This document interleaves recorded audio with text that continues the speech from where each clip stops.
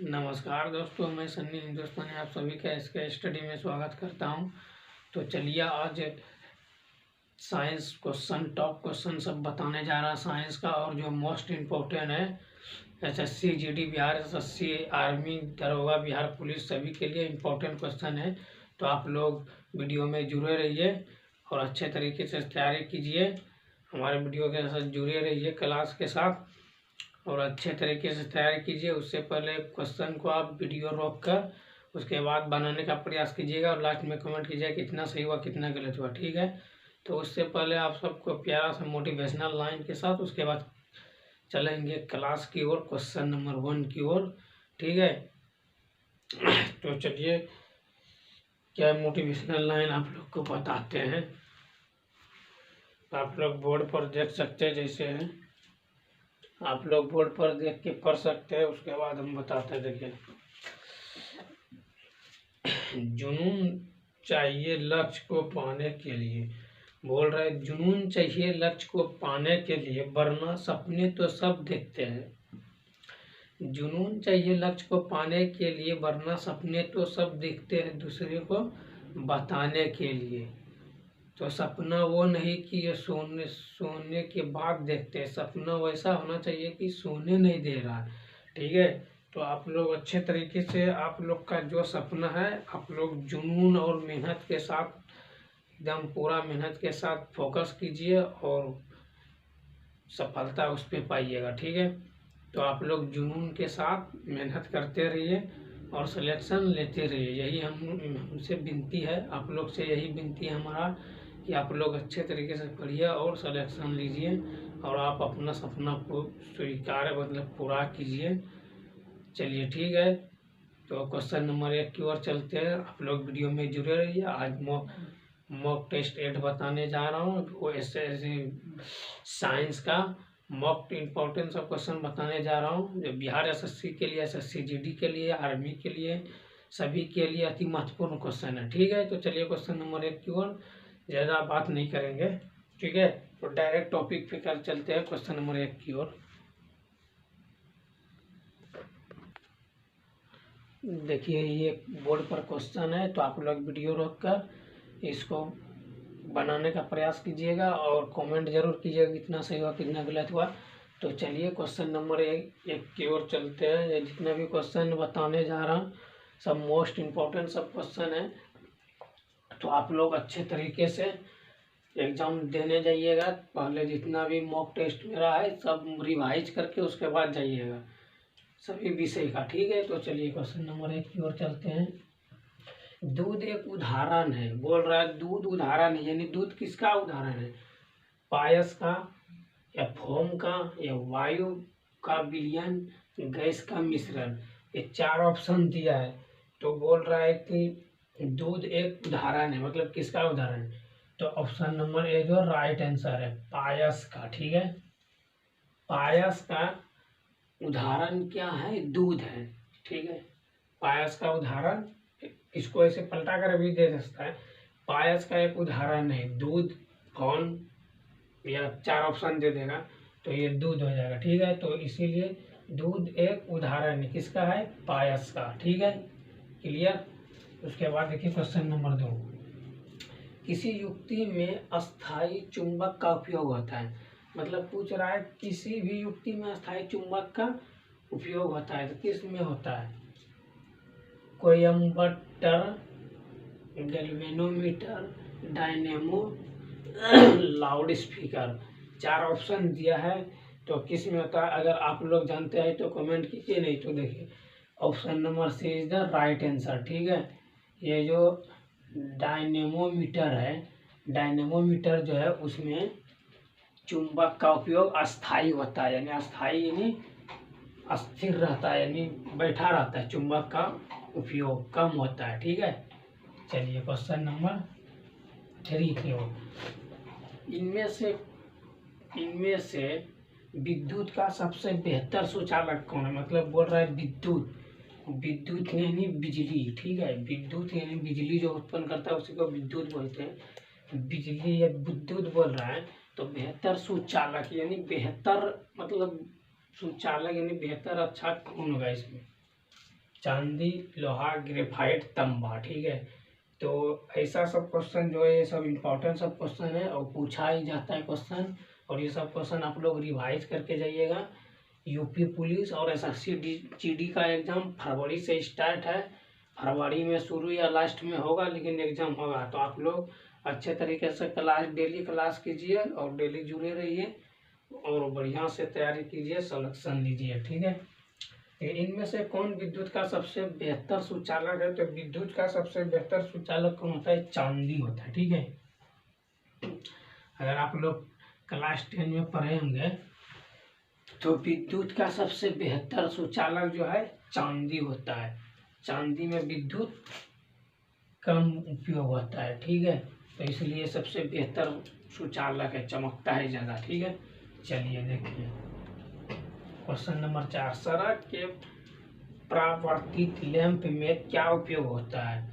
पारदर्शी दर्पण, समतल दर्पण, उत्तल दर्पण, अवतल दर्पण। ठीक है, कह रहा है सड़क के परावर्तित लैंप में क्या उपयोग होता है। मतलब लैंप जो होता है, सड़क के परावर्तित लैंप यानी सड़क के किनारे जो खंभा लगा रहता है उसमें देखते हैं आप लोग, मतलब रात में गाड़ी उड़ी जाता है, उसका लाइट उस पर पड़ता है तो वो जलता है। तो उसमें किस दर्पण का उपयोग किया है? ऑप्शन 4 ऑप्शन दिया है। अगर आप लोग जानते हो तो कमेंट कीजिए, नहीं तो देखिए इसका जो है हमेशा उत्तल दर्पण उपयोग होता है। ठीक है, जब सड़क के परावर्तित लैंप में क्या उपयोग किया जाता है? उत्तल दर्पण होता है। ठीक है, तो option number C is the right answer. और साइड मिरर के रूप में भी जो उपयोग किया जाता है यानी शीशा उषा जो रहता है वो रहता है अवतल दर्पण, शायद अवतल दर्पण का। हाँ, चलिए देखिए प्रकाश की चाल पानी में क्या होती है? ठीक है, पूछ रहा है प्रकाश की चाल यानी प्रकाश जो होता है, रोशनी जो होता है, उसका गति जो होता है वो पानी में कितना रहता है। जैसे हम पानी है समुद्र में या तालाब में पानी है, रात में आप टॉर्च मारिए तो देखिए उसका गति, मतलब वही पूछ रहा है गति उसका कितना है। तो ऑप्शन दिया है 2.50 गुना 10⁻8, जैसे इसको ऐसे भी पढ़ सकते हैं 2.50 गुना 10⁻8 मीटर प्रति सेकेंड। एम एस दिया है तो मीटर प्रति सेकेंड। उसी तरह इसको देखिए 2.15 गुना 10⁻8 मीटर प्रति सेकेंड। फिर यहाँ 2.75 गुना 10⁻8 मीटर प्रति सेकेंड। उसी तरह 2.25 गुना 10⁻8 मीटर प्रति सेकेंड। ठीक है, 4 ऑप्शन दिया है। अगर आप लोग को पता है तो कमेंट कीजिए, नहीं तो देखिए यहाँ पे ये जो सी नंबर है, डी नंबर डी जो है राइट ऑप्शन। ठीक है, तो डी देखिए क्या है 2.25 गुना 10⁻8 मीटर प्रति सेकेंड। ठीक है, प्रकाश की चाल पानी में क्या होता है? तो 2.25 गुना 10⁻8 मीटर प्रति सेकेंड। ठीक है, तो आप लोग याद रखिएगा, ये सब क्वेश्चन आने वाला है और रिवाइज करके ही जाइएगा। देखिए क्वेश्चन नंबर 6 देखिए, ये भी इम्पोर्टेंट क्वेश्चन है। ग्रीनोकाइट एक अयस्क है। ग्रीनोकाइट बोल रहे हैं अयस्क है। ठीक है, अगर पूछ रहा है, अगर क्वेश्चन इसको घुरा फुरा के पूछ सकता है। अगर पूछ देगा कि ग्रीनोफाइट क्या है, ऑप्शन दे देगा अयस्क, गैंग, खनिज, लवण, तो ऑप्शन मार दीजिएगा अयस्क। ये भी ऐसे ऑप्शन बनता है क्वेश्चन। इसमें पूछा है ग्रीनोकाइट एक अयस्क है। ठीक है, तो बेरियम, कैडमियम, जस्ता, क्रोमियम। ठीक है, अब किसका अगर आप लोग जानते हैं तो कमेंट कीजिए, नहीं तो देखिए यहाँ पे कैडमियम का ये अयस्क है। ठीक है, ये जो ग्रीनोकाइट है, ये कैडमियम का अयस्क है। ठीक है, तो आप लोग स्क्रीनशॉट ले लीजिए। उसके बाद क्वेश्चन नंबर 7 की ओर चलेंगे। आप लोग से यही हम विनती करना चाहते हैं, आप लोग मेहनत करिए और अच्छे तरीके ईमानदारी के साथ मेहनत करिए। आप लोग को बहुत टाइम मतलब कम है, तो कम टाइम में ज़्यादा कुछ करने का सोचिए, मेहनत ज़्यादा कीजिए, सिलेक्शन पक्का ही होगा। 10% सिलेक्शन होगा, मेरा ये दावा है। आप लोग जुड़े रहिए और सभी मॉक टेस्ट जितना भी है, सभी मॉक टेस्ट सभी विषय का देख कर जाइएगा। आपका सिलेक्शन 110% होगा, जरूर होगा, अवश्य होगा। ठीक है, चलिए क्वेश्चन नंबर 7 की ओर चलते हैं। चलिए देखिए, आप लोग को देखिए क्वेश्चन बोर्ड पे है, आप लोग वीडियो रोककर इसको बनाने का प्रयास कीजिएगा टेस्ट के तौर पर, तभी आप लोग का भी प्रैक्टिस बनता रहेगा।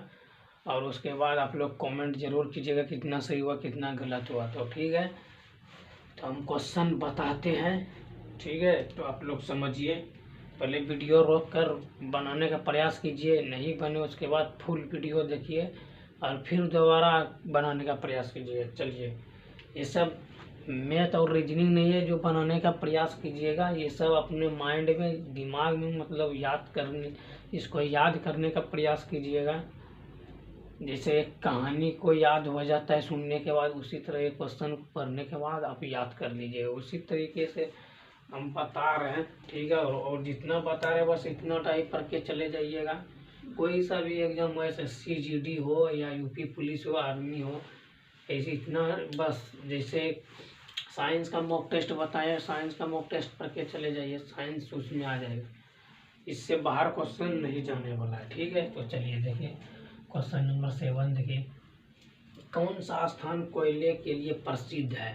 मतलब कोयले के लिए प्रसिद्ध कौन सा ऐसा स्थान है जो वहाँ पे कोयला ज़्यादा मात्रा में पाया जाता है? इसके लिए इसका अर्थ यही हुआ कहने का कि स्थान कोयले के लिए प्रसिद्ध है, यानी वो जगह जो है सिर्फ कोयले के लिए ही हुआ है। ठीक है, तो कौन सा है?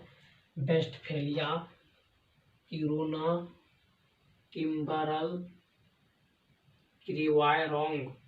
ठीक है, तो अगर आप लोग इसका आंसर जानते हैं तो कमेंट में कीजिए, नहीं तो देखिए इसका answer option number A will be right answer. ठीक है, देखिए ऑप्शन नंबर A जो है ये सही आंसर है, वेस्टफेलिया। वेस्टफेलिया में सबसे ज़्यादा कोयला पाया जाता है, वहाँ कोयले के लिए ही प्रसिद्ध है। ठीक है, चलिए ऑप्शन नंबर 8 देखिए, क्वेश्चन नंबर 8 देखिए, बोरोन एक धातु है, वो धातु या उधातु, समस्थानिक या धातु। ठीक है, बोरोन एक धातु है, लेकिन ये कैसा धातु है? वो धातु है या उधातु है, समस्थानिक धातु या धातु? ये जो बोरोन जो है ये उपधातु है। ठीक है, option number B is the right answer. Okay, उपधातु, बोरोन एक धातु है लेकिन उपधातु भी है। ठीक है, चलिए देखिए क्वेश्चन नंबर 9 देखिए, चूहे के विष में किसका प्रयोग किया जाता है? ओ माय गॉड, ये खतरनाक क्वेश्चन बोल रहा है, चूहे के विष में किसका प्रयोग किया जाता है? केमिस्ट्री का क्वेश्चन है। आप लोग मार्केट जाते होंगे तो मतलब वो क्या बोलते हैं, दवा बेचने वाला रहता है, चूहा मारने का दवा, ढीला मारने का दवा, जो प्रचार करता है तो वो रहता है ना, तो वही बोल रहा है कि मतलब चूहा मारने विष यानी चूहा मारने वाला दवा में क्या मिलाया जाता है जो चूहा मर जाता है? देखिए ऑप्शन दिया है, जिंक सल्फेट, कैल्शियम या जिंक सल्फेट, जिंक फास्फेट। ठीक है,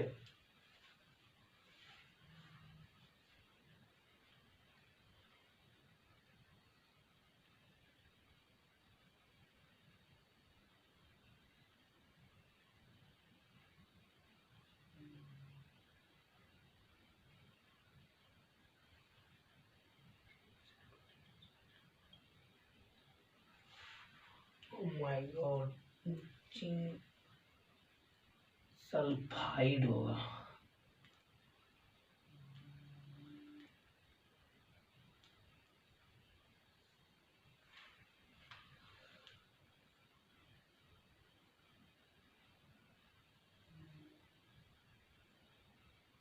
जिंक सल्फाइड। ठीक है, तो ऑप्शन नंबर जो है, option number C is the right answer. Okay, zinc phosphide.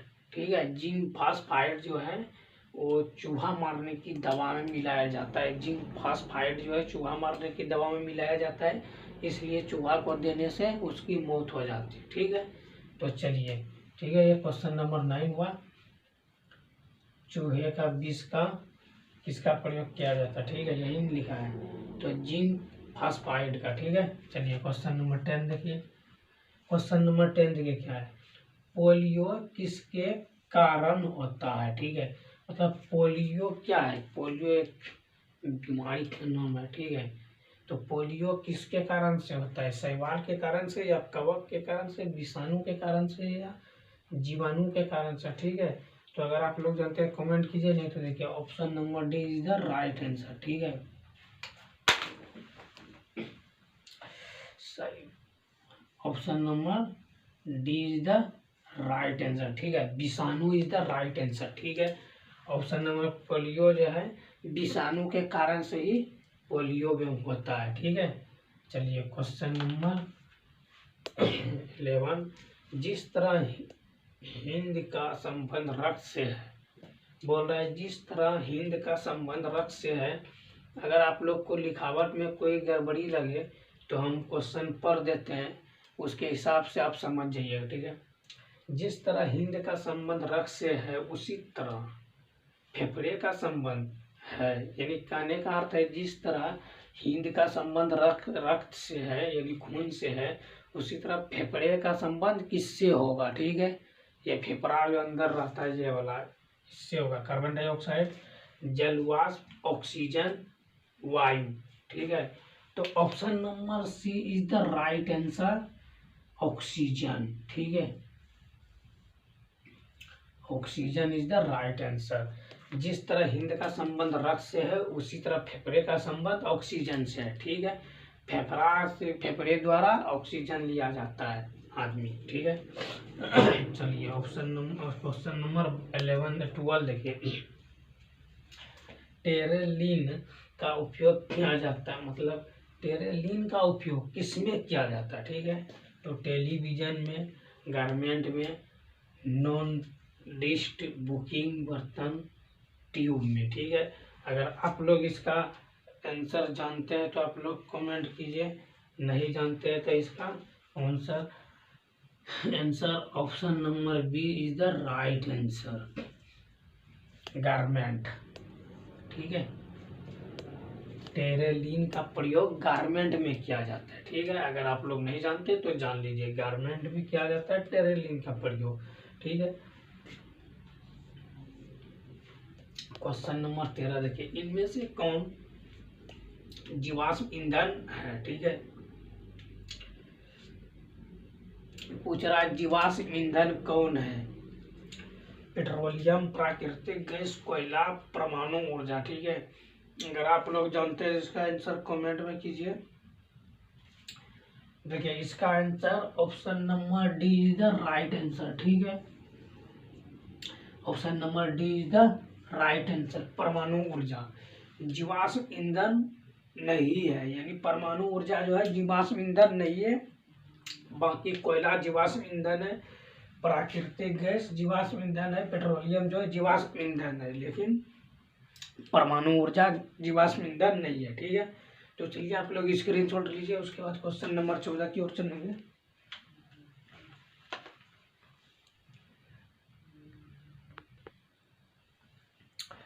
देखिए ये सब क्वेश्चन जितना भी है सब इम्पोर्टेंट है, तो आप लोग वीडियो रोक कर बनाने का प्रयास कीजिएगा, कमेंट जरूर कीजिएगा। बार बार एक ही बात बोलते हैं, आप लोग को भी अच्छा नहीं लगता होगा। तो चलिए डायरेक्ट टॉपिक पे चलते हैं, क्वेश्चन नंबर 14 की ओर। ये जितना भी क्वेश्चन है सब मोस्ट इम्पोर्टेंट क्वेश्चन है।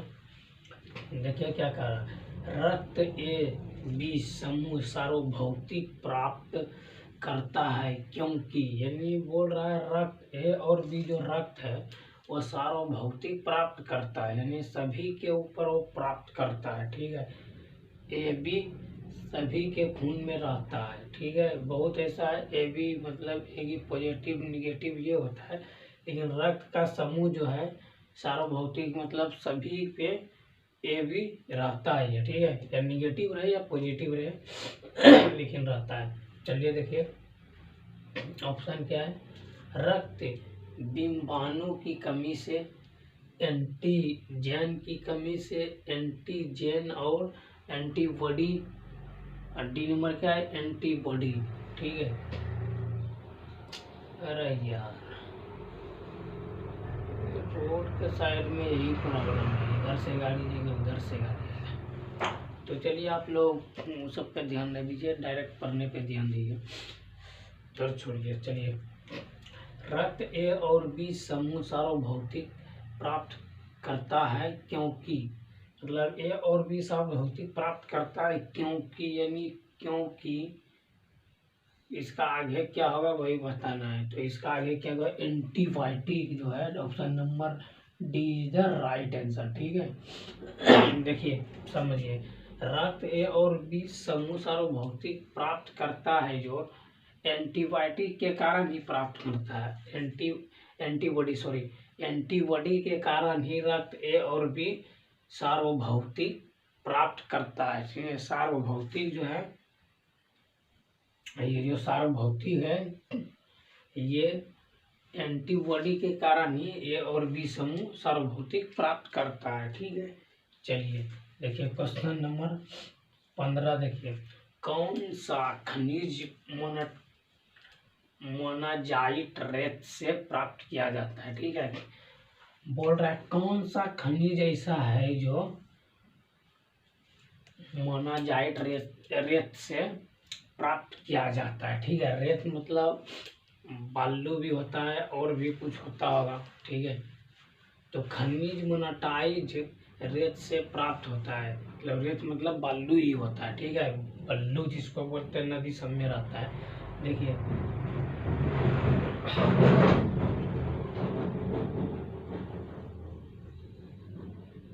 ये जो खनिज मोनाटाइज है रेत से प्राप्त होता है। ठीक है, तो रेत से खनिज मोनाटाइज प्राप्त होता है तो कोयला, तेल, यूरिया, थोरियम। ठीक है, तो option number D is the right answer.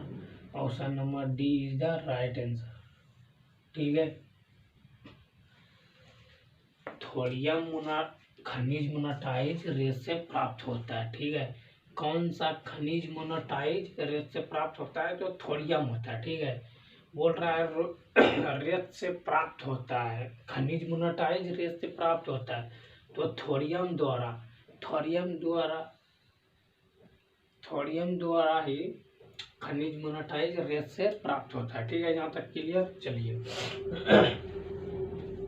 16 की ओर, जल, सल्फ्यूरिक अम्ल, कैच व कार्बन डाइऑक्साइड के अपवर्तनांक दिया है 1.33, 1.43, 1.53 व 1.63 है। तो प्रकाश की गति न्यूनतम होगी, यानी प्रकाश की गति न्यूनतम कब होगी और कैसे होगी, यही पूछ रहा है।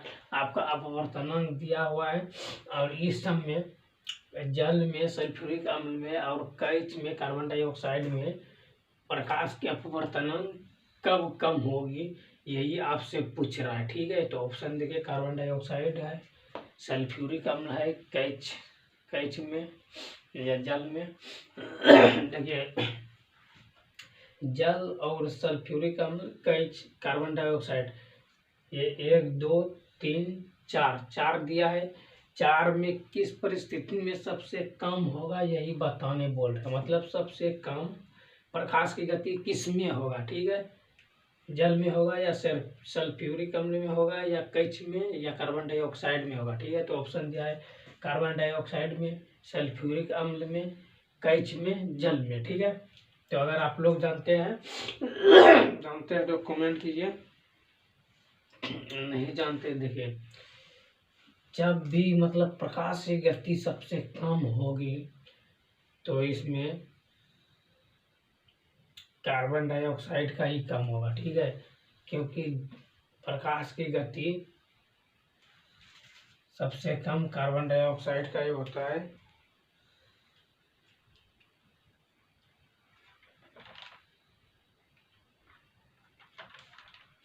ठीक है, तो सबसे कम कार्बन डाइऑक्साइड से होता है। Option number is the right answer. ठीक है, carbon dioxide is the right answer. Okay, जल, सल्फ्यूरिक अम्ल और कैच और कार्बन डाइऑक्साइड रहेगा। तो इसमें इस चारों में से प्रकाश की गति सबसे कम किस में होगा? तो सबसे कम प्रकाश की गति कार्बन डाइऑक्साइड में होगा। ठीक है, यहाँ तक क्वेश्चन क्लियर, आंसर भी क्लियर, समझ में भी आया क्लियर। ठीक है, चलिए आगे देखिए क्वेश्चन नंबर 17 देखिए। कॉपर क्लोराइड एक हल्का भूरा यौगिक है। ठीक है, बोल रहा है कॉपर क्लोराइड जो है एक हल्का भूरा यौगिक है। ठीक है, अगर क्वेश्चन आ जाएगा कॉपर क्लोराइड क्या है, यौगिक है या अम्ल है या क्षार है, तो ऑप्शन ए मार दीजिएगा यौगिक है। ठीक है, यहाँ तक, यहाँ से भी एक क्वेश्चन बना सकते हैं आप। ठीक है, तो आप लोग को समझा दिए। उसके बाद देखिए ये क्वेश्चन का है, इसका अर्थ क्या हुआ वो समझिए। कॉपर क्लोराइड एक हल्का भूरा यौगिक है जो नमी को धीरे धीरे अवशेष कर बनाता है। ठीक है, बोल रहा है कॉपर सल्फाइड, कॉपर क्लोराइड जो है एक हल्का यौगिक है। ठीक है, और नमी को वो धीरे धीरे अवशेष करके बनाता है। अब क्या बनाता है वही तो पूछ रहा है आपसे। पीला डाइहाइड्रेट बनाता है या नारंगी हाइड्रेट, लाल हाइड्रेट, नीला हाइड्रेट? अगर आप लोग जानते हैं तो कमेंट कीजिए। नहीं देखिए option number D is the right answer. ठीक है, नीला हाइड्रेट जो है कॉपर क्लोराइड हल्का यौगिक भूरा यौगिक है जो नीला हाइड्रेट नमी को धीरे धीरे अवशोषित कर बनाता है। ठीक है, नीला हाइड्रेट को नमी को धीरे धीरे अवशोषित करके बनाता है। ठीक है, तो option number D is the right answer. उसके बाद देखिए क्वेश्चन नंबर 18, इनमें से कौन सी स्थिति वायु के द्रवीकरण के लिए आदर्श है? ठीक है, बोल रहा है इसमें दिया हुआ है, ऑप्शन में दिया हुआ है, बोल रहा है कि कौन सा स्थिति वायु के लिए द्रवित के आदर्श है, यानी वायु को द्रव में मिश्रण करने के लिए उस वैसे स्थिति में जो वायु को द्रवित कर दिया जाए तो वैसे स्थिति में क्या होगा, क्या आदर्श होगा उसका, यही पूछ रहा है। ठीक है, घटेगा या बढ़ेगा, तापमान बढ़ेगा या तापमान घटेगा, यही ऑप्शन है। ऑप्शन के साथ आप पढ़िए, उसके बाद आंसर लगाइए। देखिए ये नंबर, दाब घटना और तापमान बढ़ाना। ठीक है, तापमान बढ़ाना, दाब बढ़ाना और तापमान घटाना, नन मतलब इनमें से कोई नहीं। इसका देखिए, इसका कहने का अर्थ हुआ इनमें से कोई नहीं। तो option number C is the right answer. ठीक है, option number C is the right answer. Option number C is the right answer, दाब बढ़ाना और तापमान घटाना। ठीक है, चलिए देखिए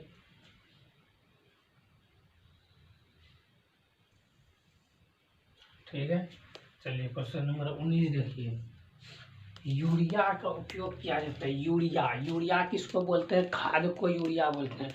हम लोग जो खेत सब में, गेहूं सब में, मक्का सब में देखते हैं रोज, यूरिया वाइट वाला होता है खाद, उसको यूरिया बोलते हैं। तो वो यूरिया देने से मतलब जल्दी पेड़ पौधा बड़ा हो जाता है। ठीक है, तो यही हुआ यूरिया। तो बोल रहा है यूरिया का उपयोग किया जाता है, मतलब यूरिया का उपयोग कहाँ पे किया जाता है? उत्प्रेरक के रूप में किया जाता है, कीटनाशक के रूप में किया जाता है, विस्फोटक के रूप में किया जाता है, उर्वरक के रूप में किया जाता है। ठीक है, पूछ रहा है। ठीक है, option number D is the right answer हो जाएगा। उर्वरक मतलब उपजा शक्ति बढ़ाने के रूप में। ठीक है, यानी कम है तो खाद दीजिए, यूरिया दीजिए, उसके बाद बढ़ जाएगा उसका पेड़ पौधा जितना भी छोटा छोटा। जैसे गेहूं का भी सीजन है, गेहूं छोटा छोटा है, उसमें पानी देकर यूरिया मार दीजिए, वो 1 महीने के अंदर बड़ा बड़ा हो जाता है। तो यही हो गया उर्वरक के रूप में। उर्वरक यानी ये वृद्धि उसमें देता है, बढ़ाता है, इसीलिए उर्वरक नाम रखा है। यूरिया का रासायनिक सूत्र, एक क्वेश्चन इसी में लिख देंगे। देखिए अगर क्वेश्चन आएगा यूरिया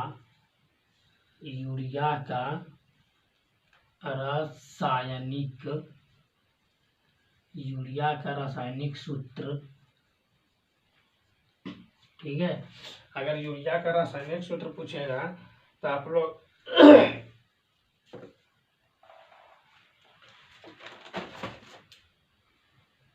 देखिए, अगर यूरिया का देखिए यहाँ पे यूरिया दिया है तो इसका ये भी पूछा जा सकता है, इसको क्वेश्चन चेंज करके अगर पूछ देगा कि यूरिया का रासायनिक नाम क्या है, ऑप्शन 4 ऑप्शन दे देगा तो आपको एक ऑप्शन सही लगाना। तो यूरिया का रासायनिक सूत्र क्या होता है, देखिए यूरिया का रासायनिक सूत्र होता है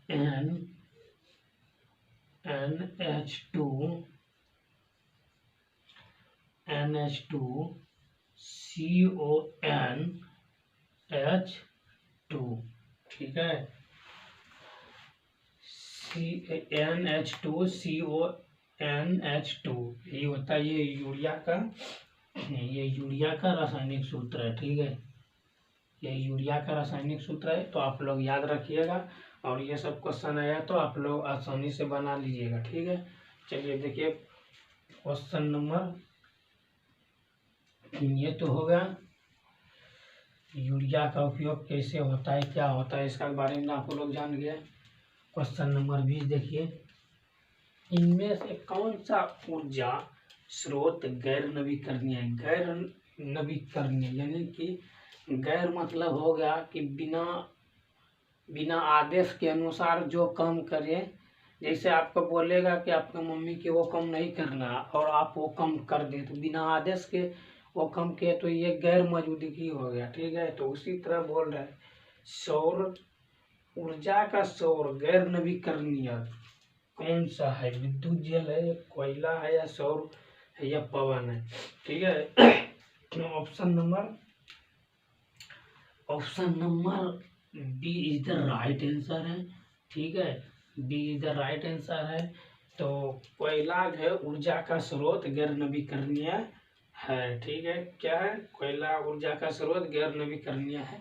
तो आप लोग अगर वीडियो आप लोग को अच्छा लगे तो लाइक शेयर कमेंट करते रहिए और शेयर भी वीडियो को कीजिए ताकि दूसरे का भी हेल्प हो सके। बार बार एक ही बात बोल रहे हैं, इससे आप लोग का मनोबल बढ़ता है। आप लोग शेयर कीजिए, आप लोग का दोस्त यार जो भी है उसको अति कीजिए, हेल्प उसका भी हो जाएगा, ठीक है। फ्रेंड व्रेंड जितना भी है शेयर कीजिए, उसका भी हेल्प हो जाएगा, तो आपका भी नाम लेगा। तो शेयर किया था तो इसके मदद से आप दूसरे का मदद कीजिएगा तो भगवान आपका मदद करेगा, ये तो बात सही है, कहावत सही है।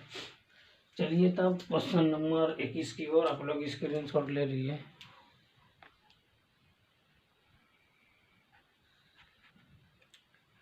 चलिए देखिए ये 23 तक क्वेश्चन है और लास्ट क्वेश्चन है।